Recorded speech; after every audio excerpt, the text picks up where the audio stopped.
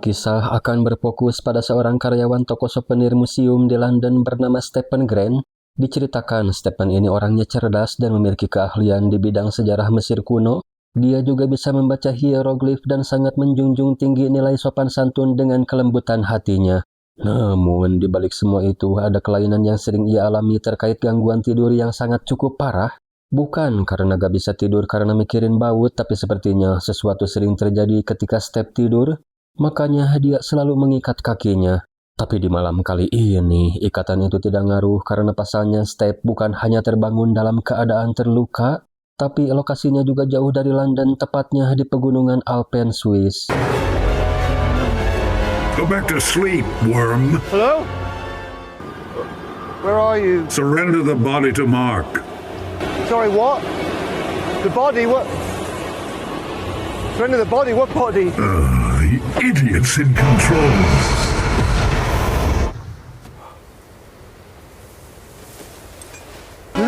Don't just stand there. Run!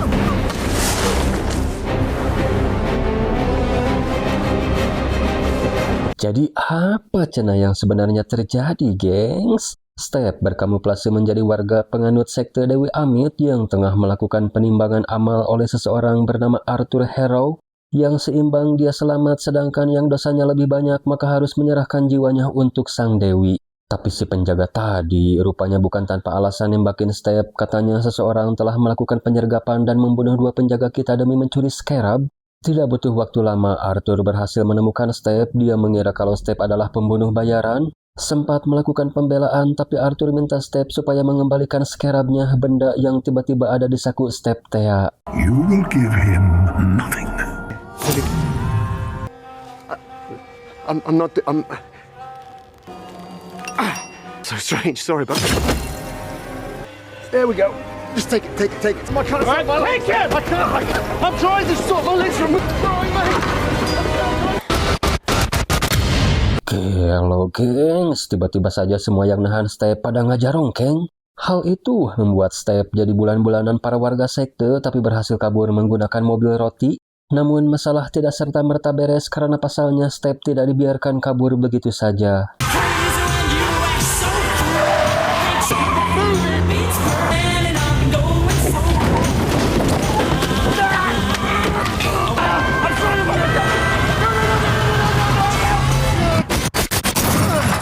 Lagi dan lagi, Step tiba-tiba bisa membereskan semua pengejar, bahkan yang terakhir berakhir tragis. Tapi yang sebenarnya terjadi...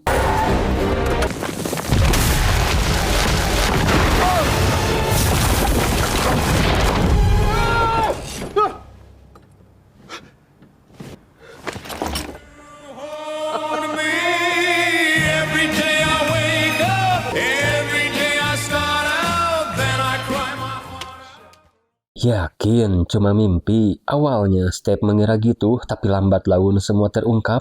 Mulai dari ikan yang awalnya memiliki 1 sirip, kini jadi 2.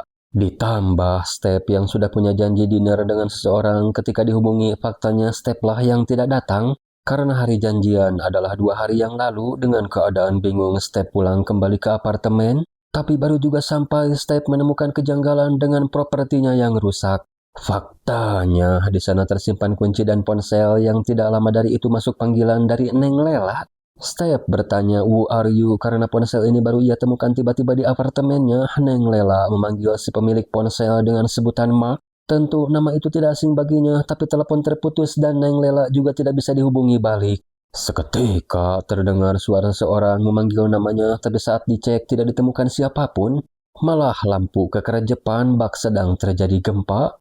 Ia yang mencoba keluar mendapati lift error dan membawanya ke suatu tempat. Thank you. Always the same, isn't it?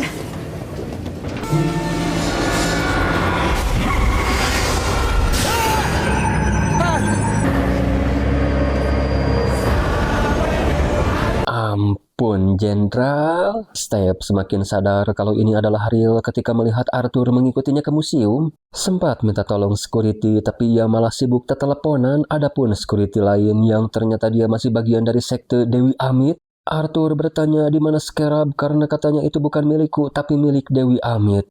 Step, si ahli sejarah Mesir, tahu kalau Dewi Amit adalah Ratu Mesir. Arthur tidak memaksa, melainkan hanya ingin Step menerima penghakiman. Anehnya, timbangan tidak berhenti menimbang, dan semua perhatian teralihkan, tapi Arthur minta anggotanya supaya membiarkan dia pergi.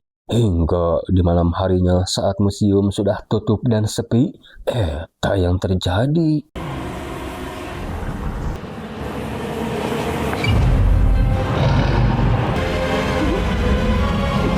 Give me the scarab, and you won't be torn apart.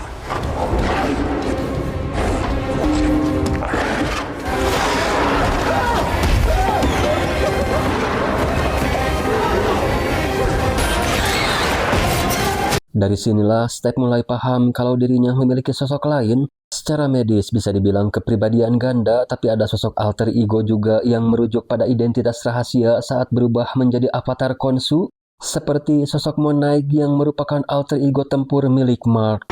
Look at me. Look at me. This is real. I'm real.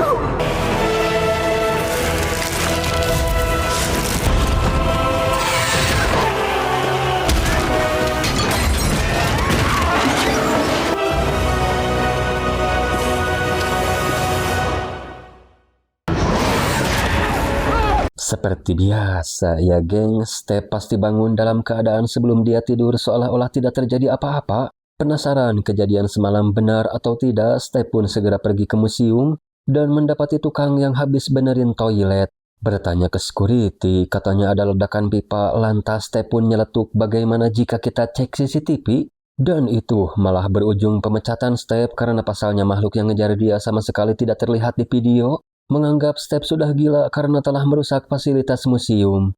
Lantas, Step pun setelah itu segera mencari tahu siapa Mark melalui sebuah kunci yang ternyata adalah kunci locker. Begitu dicek, Step menemukan tas yang isinya pistol, uang gepokan, dan paspor atas nama Mark. Yang bikin Step kaget lagi, scarab ternyata Israel dan tersimpan di sini. Seketika, Mark pun muncul memberitahu Step kalau kau memang dalam bahaya. Tapi tidak perlu takut atau cemas, selamanya kau akan aman asalkan tidak menghalangiku dalam menjalankan tugas seperti kejadian semalam. Tapi Step ingin kejelasan siapa sebenarnya dirimu. Mark pun menjelaskan kalau aku terkait kontrak dengan Khonsu, Dewa Bulan dari Mesir, untuk membantu mereka dalam menegakkan keadilan Khonsu kepada pihak-pihak yang telah menyakitinya. Tapi kalem cenah karena perjanjiannya mengharuskanmu untuk tidak ikut campur. Maka dari itu, kamu bisa tidur siang di sini dan membiarkan aku mengambil alih tubuhmu untuk menyelesaikan tugas ini. Berjanji setelah itu kau tidak akan pernah mendengar lagi suaraku, tapi Step di sini menolak, malah ia akan membawa semua barang ilegal ini ke pihak berwajib. Berharap mereka akan mengurungku dan aku tidak bisa lagi melakukan hal-hal yang tidak diinginkan. Tapi baru juga keluar, makhluk yang waktu di lift kembali menampakkan dirinya yang padahal itu adalah Dewa Khonsu. Step yang berlari ketakutan sampai dia tersandung. Ajaibnya yang hampir nabrak adalah Neng Lela, dan Neng Lela ternyata adalah istri si Mark. Neng Lela pikir Mark sudah mati karena tak ada kabar sama sekali. Karena setahu Neng Lela, si Mark ini adalah seorang tentara bayaran yang kapanpun bisa modar saat dalam misi. Mendengar semua fakta itu, Step sedikit syok minta supaya diantar dulu ke apartemennya. Jadi mereka berdua di sini sama-sama bingung. Neng Lela bingung karena orang yang dia kenal Mark mengaku Stephen. Begitupun Stephen, dia tidak menahu masalah Mark, tapi ada banyak kesamaan antara dirinya dan Mark. Belum juga sempat mengklirkan masalah ini, tiba-tiba datang detektif karena mendapat laporan tentang kasus pencurian. Tuduhan semakin berat tatkala mereka menemukan paspor Mark, jadi menganggap kalau Step telah memalsukan identitas untuk aksi kriminal. Step diboyong tapi bukan untuk dibawa ke kantor polisi, karena faktanya mereka masih bagian dari sekte, dibawa ke hadapan Arthur, dan Arthur sudah tahu ada yang janggal dengan Step sejak pertama kali bertemu. Kali ini hanya ingin memastikan apakah Step ini adalah avatar yang dipilih Khonsu, dan sejauh mana kontrak kalian, apakah pikiranmu mudah rusak atau memang pikiranmu yang sudah rusak? Arthur mencoba santuy dengan ngajak Step makan-makan, tujuannya tentu untuk scarab, jadi benda itu ternyata layaknya kompas yang bisa menuntun Arthur menuju makam Dewi Amit. Arthurnya sendiri, dia mengaku kalau dirinya adalah avatar Dewi Amit, kembali bertanya, jika scarab itu tidak padamu, pasti kamu tahu siapa orang yang membawanya? Saat itulah Mark hadir supaya tidak melibatkan Neng Lela dan lebih baik biarkan aku menggunakan tubuhmu. Tapi Neng Lela malah datang sambil membawa scarabnya. Tapi Neng Lela di sini sudah paham apa yang terjadi dengan Mark. Minta Step supaya membiarkan Mark mengambil alih tubuhmu, tapi Step di sini masih menolak. Let's go, let's go.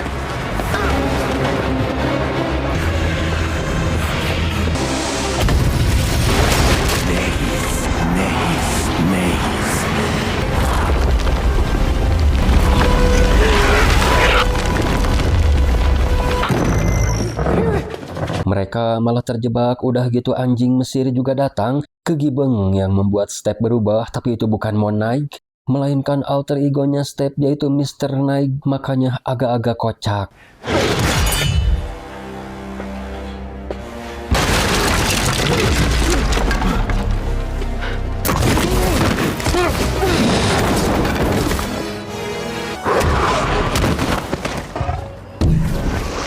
Sekali lagi, Mark minta Step supaya menyerahkan tubuhnya, dan kali ini ia mengiyakan seketika berubah menjadi Moon Knight.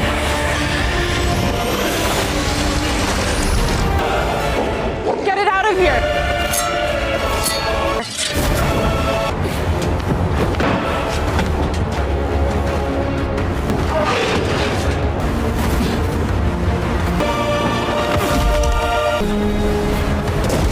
Mark kembali berhasil membunuh anjing Mesir, cuma masalahnya dia kehilangan scarab. Scarabnya sendiri ditemukan pemulung, tapi diambil alih oleh Arthur. Tentu itu adalah masalah besar.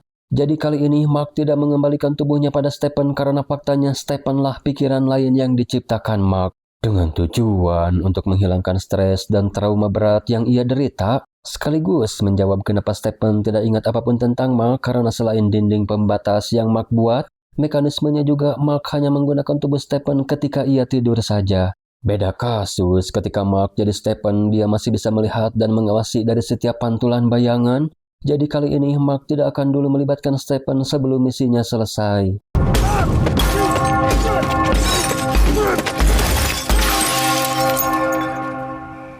Setelah itu, Khonshu datang sedikit negur Mark karena telah melanggar satu perjanjian. Seharusnya kau lebih sering mengingat kalau dirimu itu tidak lebih dari seonggok mayat ketika aku menemukanmu. Kau pikir tubuhmu itu milikmu.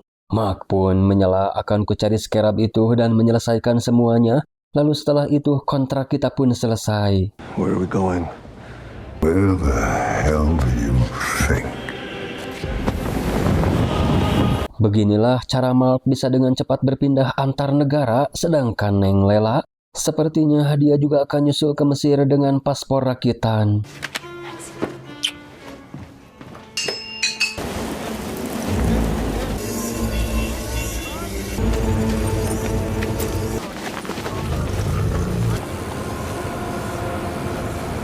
She's here.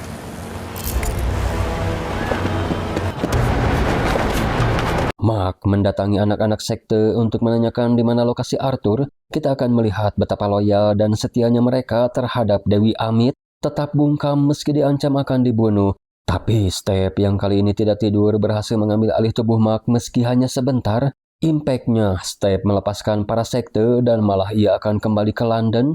Begitu kesadaran kembali ke Mark, ia langsung minta turun dan kebetulan bertemu lagi dengan anggota sekte tadi. Tapi Step terus mengganggu yang membuat Mark justru malah tertangkap. Tapi hal serupa yang suka dialami Step kini dirasakan oleh Mark. Pasalnya Mark tidak merasa membunuh mereka, jadinya Step dan Mark malah saling menyalahkan. Wah, apakah ada kepribadian lain, gengs? Masalahnya dia juga berbisik pada Mark supaya membunuhnya. Tapi Mark tidak mendengarkannya karena tujuan dia adalah Arthur. Sayang, loyalitas membuat Mark tidak mendapatkan informasi apapun. Mark menanyakan bagaimana sikap dewa lain ketika Dewi Amit akan dibangkitkan. Khonshu tidak bisa melibatkan mereka karena resikonya akan membuat mereka murka dan bahkan bisa berujung pengurunganku. Karena faktanya Dewa Khonshu ini bisa dibilang anak bawang atau dewa buangan, tapi katanya masih ada satu ide terburuk yang bisa ia lakukan. What are you doing? Sending the gods a signal they can't ignore.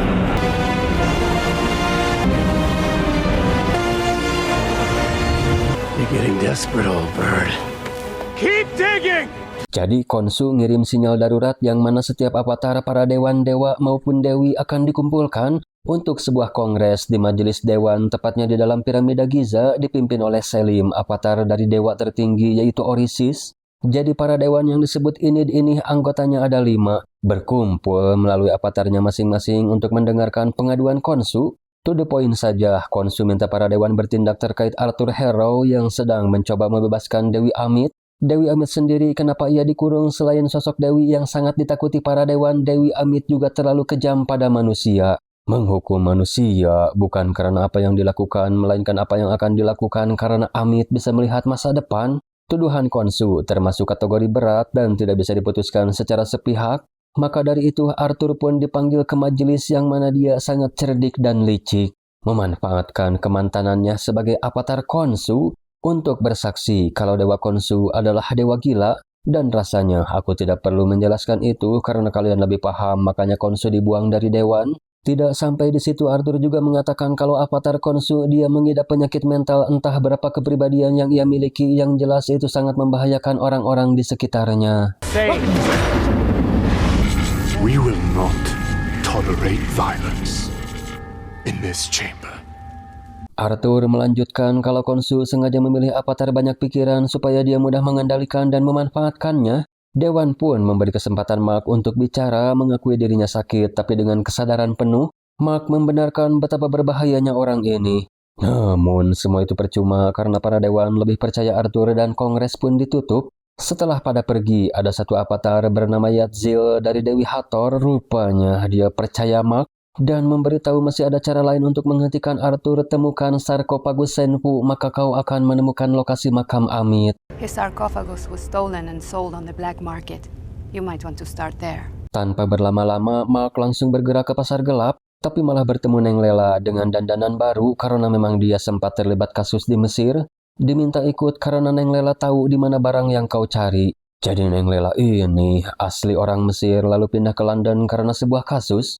Dan dia adalah anak dari arkeolog ternama Mesir, makanya dia bisa tahu tentang benda-benda antik bersejarah. Jadi saat ini sarkofagus Senpu ada pada seseorang saudagar kaya bernama Mogart. Dan kita tidak perlu tahu latar belakangnya, yang jelas dia adalah seorang kolektor yang kebetulan Neng Lela kenal. Mereka pun diizinkan untuk melihat-lihat Senpu. Neng Lela butuh waktu untuk memecahkan semua informasi yang tertulis, tapi tidak dengan Stephen, si ahli sejarah Mesir. Jadi Neng Lela pun disuruh mengalihkan sedikit perhatian mereka.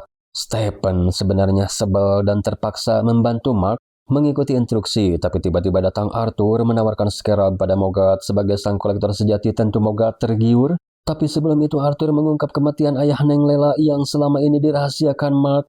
Ups. Mungkin dia belum mau cerita ya. Jadi Arthur di sini hanya menebar masalah, mencoba memanipulasi Mogart. Jelas itu tidak bisa dibiarkan. What are you waiting for? Do it. Summon the suit. Hey, he's gone. Where is he?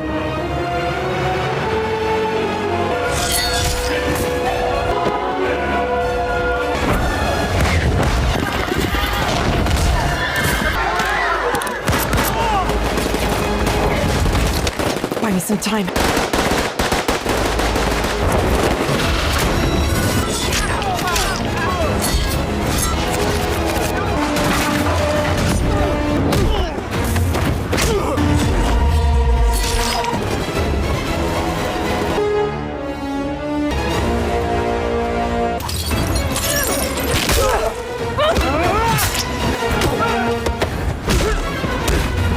Di saat genting ada aja kelakuan Stephen yang tiba-tiba ngambil alih tubuh. Giliran udah ketubel sana sini mah dia memberikan lagi tubuhnya pada Mark. Untung Neng Lela di sini juga jago, berhasil membunuh si botak, tapi ia harus katenggar tongkat Mogart. Melihat hal itu Mark pun langsung ngamuk.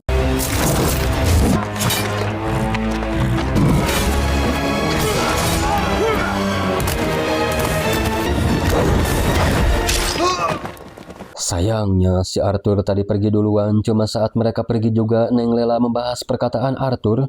Tapi Mark berdalih kalau dia hanya ingin memecah belah kita. Neng Lela bukan tidak percaya, tapi entah kenapa setiap kali kau menyimpan rahasia seolah-olah aku tidak mengenal dirimu.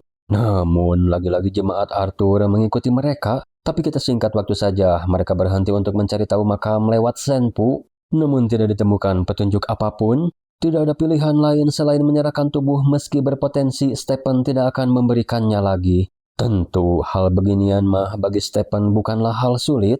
Berhasil membentuk rasi bintang yang merupakan sebuah peta, tapi ini dibuat sekitar 2000 tahun lalu.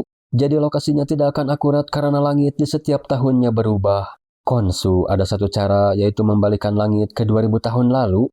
Cuma resikonya dia akan dikurung, jadi tolong sampaikan ke Mark supaya membebaskanku. Setelah itu pun Khonshu membalikan langit ke kondisi 20 abad yang lalu. Dan Neng Lela pun akhirnya mendapatkan titik koordinat makam Amit. Tapi tersegalnya Khonshu ke dalam sebuah patung berimpact ke Mark karena energinya hilang.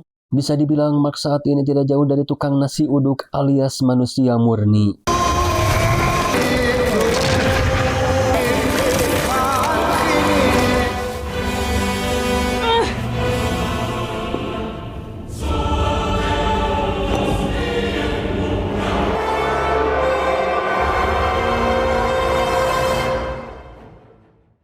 Keesokannya, Step yang sudah sadar kembali langsung OTW menuju makam Amit. Beginilah jika tubuh dikuasai Step, agak kocak-kocak bin ajaib, tapi tidak bisa dipungkiri kecerdasannya akan sejarah Mesir mampu mengungkap misteri-misteri yang ada di sana. Salah satunya menentukan jalan layaknya labirin karena ada 6 persimpangan, tapi berkat Step mereka memilih jalan yang benar karena beberapa meter kemudian terdapat banyak proyektil sepertinya milik geng Arthur, namun entah apa yang mereka tembakin. Setelah itu, mereka menemukan sebuah meja kuno, anehnya ada bercak darah dan potongan daging yang masih baru. Merasa tidak aman, Step mencoba nyari jalan lain, tapi tiba-tiba terdengar suara tembakan yang mereka tembak ternyata...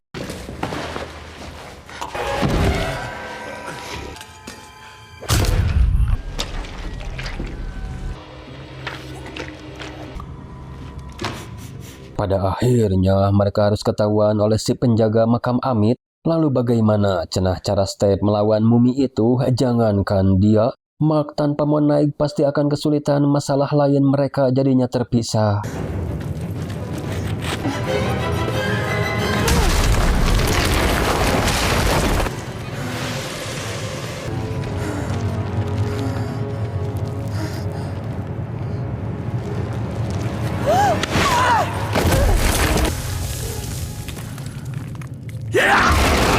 Tapi Neng Lela kuat banget, gengs. Dia bisa melawan mumi. Tapi naas saat berniat menjatuhkannya, Neng Lela malah ketarik dan ikut jatuh. Beruntung dia masih diberi umur panjang oleh Pak Sutradara.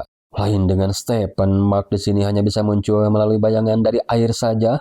Tapi jalan yang ditempuh Step ternyata menuju makam seseorang sejarawan terkenal, Alexander Agung.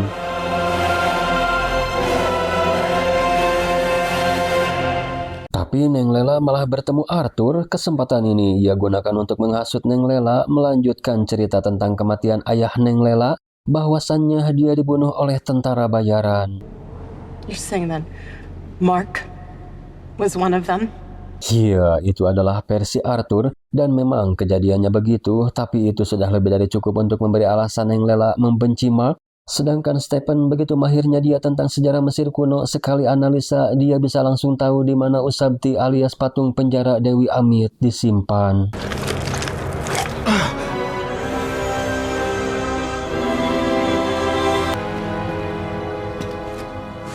Layla, look, we won.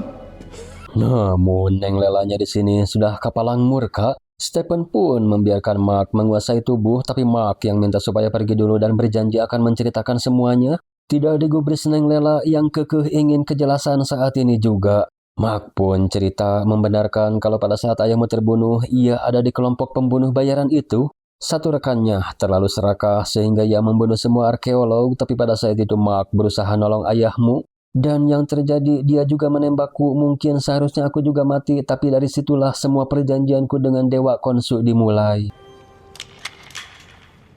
Kan dasar betina beban perasaan. Jadinya malah ditemukan Arthur CS. Oke, si beban berhasil kabur. Tapi bagaimana dengan nasib Mark?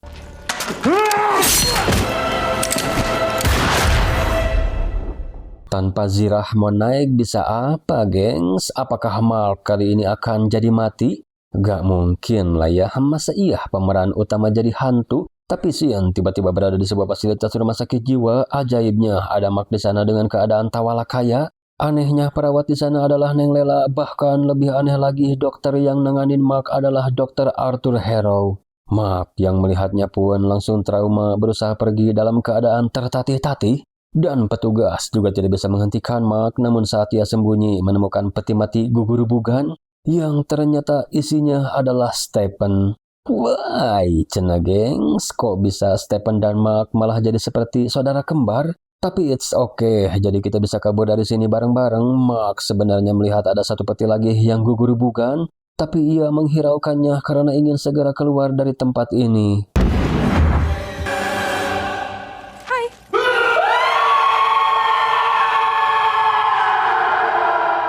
Iya, jadi faktanya ini adalah alam persimpangan akhirat antara surga dan neraka. Kudanil ini adalah pemandu roh bernama Taweret. Kenapa alam baka ini berbentuk rumah sakit jiwa? Katanya supaya kalian mudah mengenali alias perspektif dari keadaan Mark di dunia yang sudah dimasukkan ke dalam kategori gila. Tapi Mark penasaran dan bertanya-tanya apakah ada jiwa lain di sana atau di ruangan lain. Beginilah cara Taweret memandu roh sebelum ditentukan antara ke padang alang-alang alias surga atau hamparan pasir alias neraka. Taweret akan menimbang dulu jantung di neraca keadilan dengan bulu kebenaran. Dikarenakan Mark memiliki kepribadian ganda, maka yang ditimbang juga harus keduanya. Anehnya, hal serupa kembali terjadi ketika Step kala itu ditimbang Arthur. Timbangan lagi-lagi tidak berhenti menimbang, tapi setelah dianalisa katanya ada yang kurang dari kedua jantung ini. Taweret minta supaya kalian saling jujur dan kembali masuk untuk mengingat apa yang kalian sembunyikan karena di setiap pintu dari kapal ini tersimpan semua ingatan kalian berdua. Dan ingatan akan dimulai dengan diperlihatkan semua orang yang telah Mark bunuh. Tapi kalem cenah karena mereka semua penjahat dengan kriminal tingkat tinggi dan itu juga atas keinginan Khonsu. Namun Step bingung kenapa ada anak kecil di ingatan orang-orang yang telah kau bunuh. Penasaran akan hal itu, Step pun mengikutinya, tapi Mark dia tidak bisa nyusul. Faktanya, bocil tadi adalah adiknya Mark bernama Roro. Mark memang tidak membunuhnya, tapi Mark lah penyebab meninggalnya Roro. Karena Mark lah yang ngajak Roro ke dalam gua saat hujan lebat yang mengakibatkan Roro mati tenggelam. Dan ternyata dari sinilah pikiran Mark mulai terganggu dan menciptakan Stephen sebagai pelarian atau penghilang stres. Tapi Mark maksa Step supaya tidak meneruskan ingatan itu, malah beralih ke ingatan saat menjarah makam Mesir dan kebetulan di sana ada para arkeolog. Tidak mau ada saksi mata tentang kejahatan mereka, rekan Mark membantai semua arkeolog termasuk ayah Neng Lela. Sudah ku coba menyelamatkan mereka tapi hasilnya gagal. Step bertanya, lalu bagaimana dengan keadaanmu? Mark pun lantas nunjuk ke kuil Khonsu. Dalam kesekaratan dan keputusasaan, Mark mencoba mengakhiri hidupnya, tapi seperti yang kita tahu, dari sinilah awal mula perjanjian Mark dengan Dewa Khonsu. Detailnya, Khonsu ingin Mark bersumpah untuk melindungi pengembara malam dan membalaskan dendam kepada mereka yang telah menyakitinya. Rise as my fist of vengeance, as my Moon Knight. Namun, terdengar keributan di kapal yang ternyata Arthur sedang melakukan penghakiman secara brutal. Akibatnya, banyak jiwa yang dihakimi sebelum waktunya dan itu akan berdampak buruk terhadap tatanan alam baka. Step minta dikembalikan karena dia tahu bagaimana cara menghentikannya. Taweret bisa saja mengembalikannya, tapi itu katanya percuma. Karena kau akan kembali ke tubuh yang terbedil. Kalau gitu tolong hubungi Neng Lela dan katakan padanya supaya membebaskan Khonsu. Karena itu jalan satu-satunya. Taweret tahu hal ini tidak direstui Orisis, tapi bodoh amat. Karena Taweret pun tidak punya pilihan lain tanpa pengawasan orang-orang yang di neraka atau hamparan pasir. Mereka jadi mampu merangsek naik masuk ke kapal.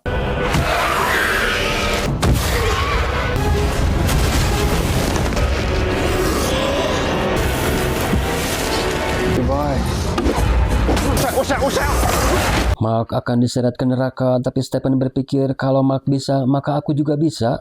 Memang bisa, tapi satu uka-uka yang hampir narik Mark dapat dicegah Stephen meski dirinya harus terjatuh ke hamparan pasir lalu membeku.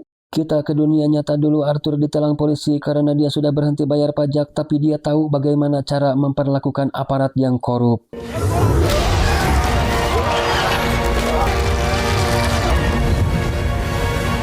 Wah, ini mah bukan penghakiman lagi, gengs, tapi pembegalan jiwa.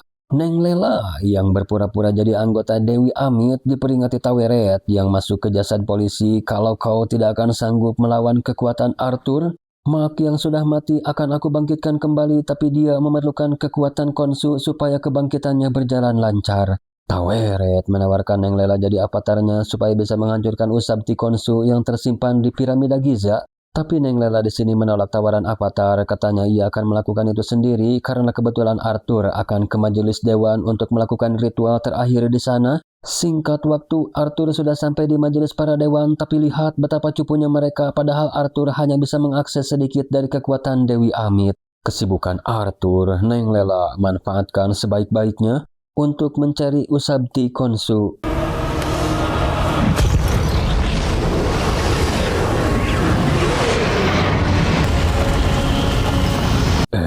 Dan gengs, pantasan ditakuti wujudnya saja buaya. Dewi Amit sebenarnya melihat neraca timbangan Arthur tidak seimbang, tapi dikarenakan kamu yang membebaskanku dan aku memerlukan avatar sepertimu, maka kematianmu bisa ditunda untuk melayaniku. Neng Lela juga berhasil membebaskan Khonshu, tapi ia tidak bisa merasakan Mark. Lalu bertanya apakah dia sudah mati. Kalau iya, berarti aku memerlukan avatar baru. Seraya menawari tawaran pada Neng Lela, tapi Neng Lela menolak kalau ia hanya akan bekerja sama tanpa embel-embel perjanjian atau perbudakan. Namun, faktanya Khonshu tidak bisa ngurung Amit tanpa adanya avatar. Sementara di alam baka, membekunya Stephen rupanya telah menyeimbangkan neraca sehingga Mark saat ini sudah berada di padang alang-alang. Mendapati ketenangan tanpa harus menciptakan kepribadian lain, itulah yang sangat didambakan Mark. Tapi Mark rela melepaskan semua itu selain karena Mark kini sudah jadi bestie dengan Stephen. Ada hal yang harus dia selesaikan juga di dunia, meski konsekuensinya Mark tidak akan bisa lagi kembali ke sini. Jadi hal pertama yang ia lakukan adalah membebaskan Stephen. Ketulusan, kejujuran, dan kasih sayang yang sangat besar mampu menyatukan dua jantung menjadi satu. Sekaligus hal itu membuat gerbang antara dua alam terbuka, jadi mereka berdua kini bisa kembali ke dunia. Di dunianya sendiri, Khonshu mencoba menghadapi Amit sedikit kerepotan dan hal itu berbarengan dengan kembalinya Mark.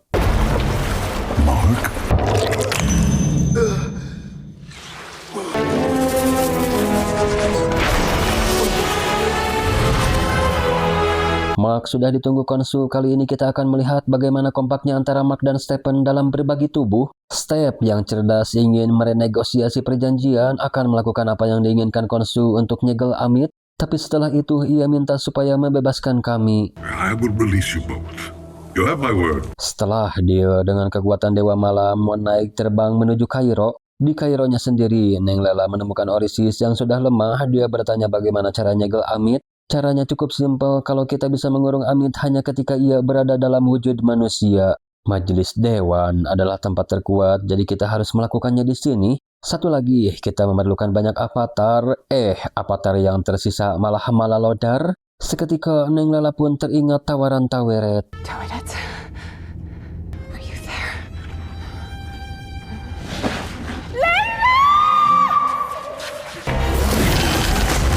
Sebelum bangunan runtuh, Taweret merubah terlebih dahulu Neng Lela jadi avatarnya, tapi menaik sedikit terlambat karena Arthur berhasil menghakimi sebagian warga Kairo yang langsung diserap jiwanya oleh Amit.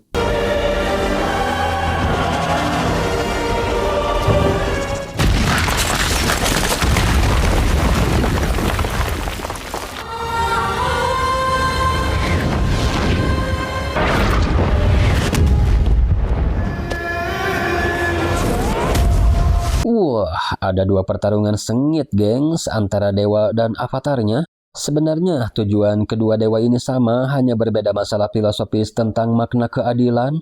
Khonshu tidak setuju dengan keadilan yang diusung Dewi Amit, yaitu tidak ada toleransi bagi manusia yang berpotensi melakukan kejahatan di masa depan. Berbanding terbalik dengan Khonshu yang lebih ke memberikan kebebasan dan memberi hukuman setelah melakukan kejahatan. Tapi Khonshu juga bukan dewa yang baik karena ia telah melanggar aturan tertinggi para dewa, yaitu mencampuri urusan manusia secara langsung. Udah gitu suka memanipulasi langit sesuka hati, makanya dia diusir dari dewan.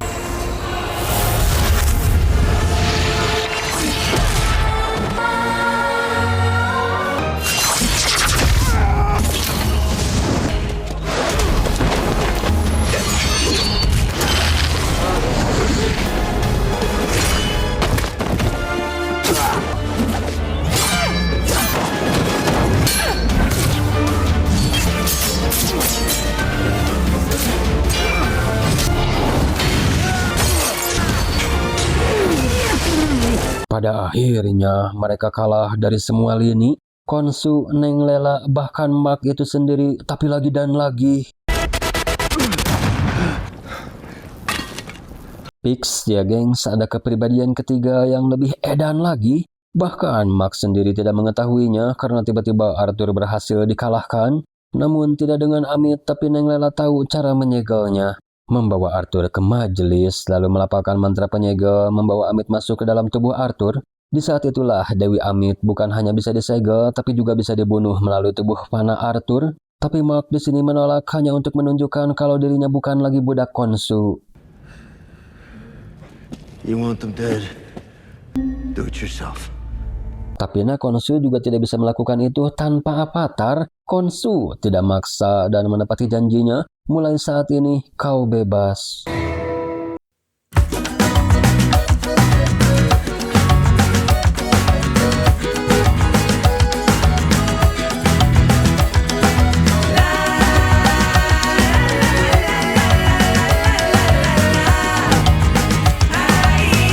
Jadi begitu ceritanya, geng. Stephen pun terbangun seperti biasa, dia dalam keadaan terikat. Bedanya kali ini dia sadar apa yang telah terjadi, tapi ada credit scene potensi akan ada musim 2. Namun hampir 4 tahun berlalu, kabarnya tak pernah muncul sampai detik ini.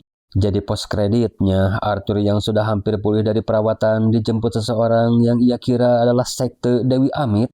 Gak tanggung-tanggung yang ngejemput menggunakan limosin, tapi faktanya yang ada di dalam adalah Khonsu. Arthur jelas di sini santuy karena tahu Khonsu tidak bisa membunuhnya. Namun Khonsu menjelaskan kalau Mark Spector terlalu percaya diri bahwasanya kami telah berpisah. Lantas Khonsu pun memperkenalkan seseorang bernama Jake Lockley. Meet my friend, Jake Lockley. Hoy te toca perder.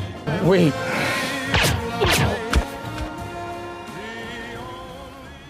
Nah, itu dia kepribadian ketiga dari Mark Spector. Kepribadian yang tidak disadari Mark dan tidak pernah diputus kontraknya dengan Khonsu. Jadi secara harfiah, Khonsu memang tidak punya lagi akses terhadap Mark atau Stephen, tapi tidak dengan Jack. Khonsu masih memiliki hak atas Mark yang ketika dirinya menjadi Jack.